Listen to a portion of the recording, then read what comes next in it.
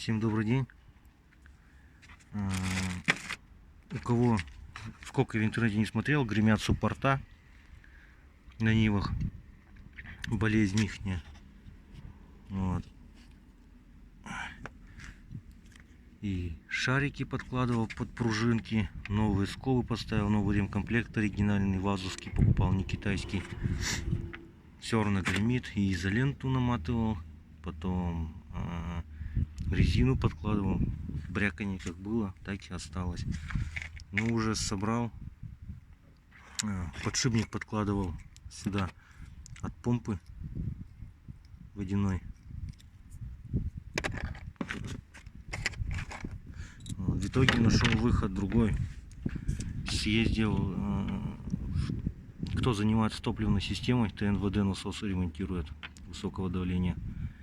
Взял у них такие же пружины, только подлиннее. Есть их два вида у них. Вот они. Вот этот ихний. И это вазовский со скобами ремкомплект. В итоге поставил черный на один виток больше. Эти ставишь, гремит тоже. Вот подлиннее взял. Все поставил и забыл об этой проблеме. Этих пружинок у меня перемерил, я туда переставил целую гору.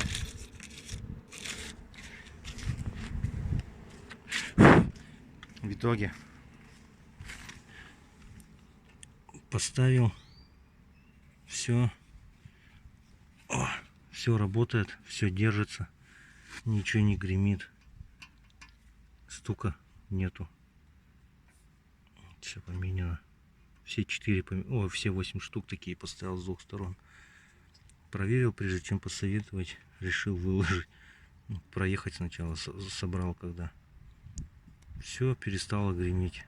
Так что пружины, как они называются правильно,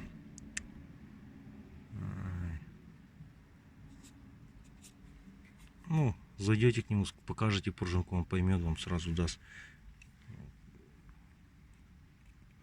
Так что, кому будет полезно, смотрите.